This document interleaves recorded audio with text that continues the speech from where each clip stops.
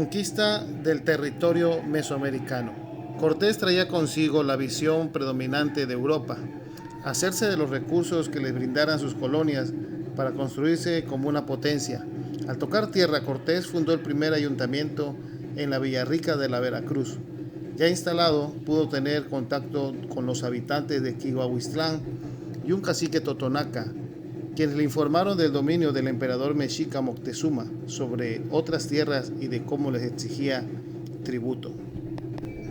Al enterarse del arribo de Cortés, Moctezuma creyó ver en él a Quetzalcóatl. Por eso a su llegada le ofreció ofrendas, pero Cortés las rechazó y emprendió su camino hacia Tenochtitlán. Mientras viajaba rumbo a la capital, Cortés trató de establecer contacto con los tlaxcaltecas, rivales de los mexicas, para encontrar otros aliados, y tras una lucha los tlaxcaltecas se vieron dominados y Cortés avanzó con sus ahora aliados tlaxcaltecas y totonacas rumbo a Tenochtitlan. En Cholula tuvo otra batalla contra los tonoscas, saliendo victorioso, pero al enterarse de la muerte de un grupo de españoles a manos de gente de Tenochtitlan, Cortés llegó a la capital mexica y capturó a Moctezuma. A Cortés le avisaron que se había solicitado su captura desde Cuba a cargo de Pánfilo de Narváez, por lo que dejó a cargo de Tenochtitlán a Pedro de Alvarado, quien se vio envuelto en una batalla más en la que resultó herido Moctezuma por sus propios súbditos, comandados por Cuauhtémoc, quien asume el poder después de la captura de Moctezuma y la muerte de Cuitláhuac. Cortés negoció la traición y muerte de Narváez y regresa a Tenochtitlan para ser derrotado, dejando la ciudad el 30 de junio de 1520, en lo que se conoció como la Noche Triste. Cuitláhuac, sucesor de Moctezuma, muere por una epidemia que afecta a la ciudad de Tenochtitlan, y mientras los tenoscas se reorganizan, los españoles recuperan su poderío. La lucha por el poder continúa hasta el rendimiento de Cuauhtémoc, quien pide los sacrifiquen, pero los españoles dejan vivo por su gran valentía. 13 de agosto de 1521, año en que se inicia la demolición de los antiguos templos y la construcción de una nueva ciudad sobre lo que antes fue la capital de los mexicas. Hacia el año de 1535 se instaura la figura del virrey. El primero en ocupar el cargo fue don Antonio de Mendoza. Las órdenes religiosas y población proveniente de España comienzan a llegar al nuevo territorio y se generan los primeros estudios históricos lingüísticos realizados por frailes como Toribio de Motolinia y Bernardino de Sahagún. Además, la conquista del nuevo territorio siempre estuvo justificada en la evangelización de los nativos. Como resultado de la expansión española al norte del territorio mexicano, se fundan las ciudades de Durango, Jerez, Celaya, Zamora, León, Aguascalientes, San Luis Potosí y Saltillo. Los puertos de Veracruz y Campeche se ven amenazados por piratas, por lo que se fortalecen.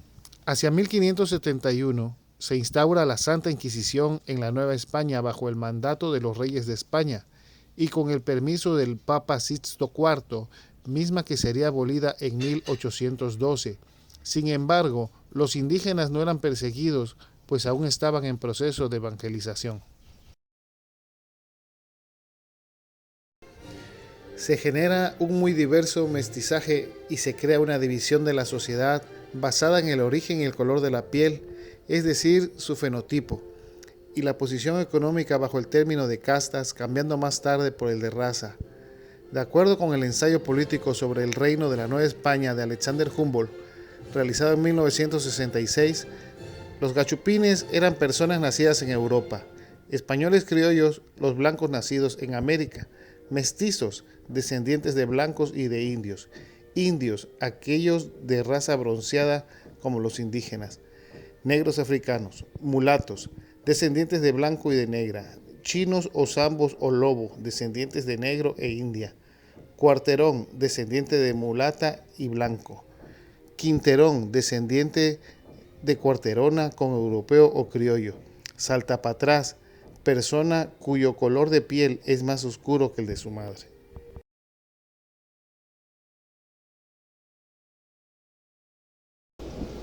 En el siglo XVII, y con una economía próspera, el arte de la Nueva España se volvió un medio de expresión con identidad propia. Y es que como resultado de la etapa de evangelización en la que el arte se vuelve un elemento clave, pues sirvió para integrar a los criollos con el resto de la población y, lo que es más importante, sirvió al mismo tiempo como herramienta de identidad frente al resto de la población. Se genera en la Nueva España un arte excepcional, influenciado por el barroco predominante en España, originando grandes artistas americanos que, bajo el contexto social de ese momento, es llamado arte novohispano.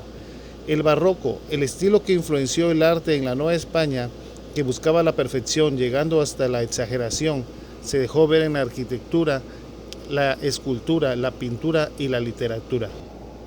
En España, Miguel de Cervantes Saavedra, Lope de Vega y Juan Ruiz Alarcón marcaron el llamado siglo de oro de la literatura española. En la Nueva España destacaron también en la literatura Sor Juana Inés de la Cruz, Luis de Sandoval y Zapata, así como Carlos de Sigüenza y Góngora. Para este momento, España ya dependía de las ganancias obtenidas de América para mantenerse como una potencia, controlando el comercio a través de los puertos de Sevilla, España, y de San Juan de Ulúa, en Veracruz. Soy Juan Carlos Perzaval Gutiérrez. Muchas gracias.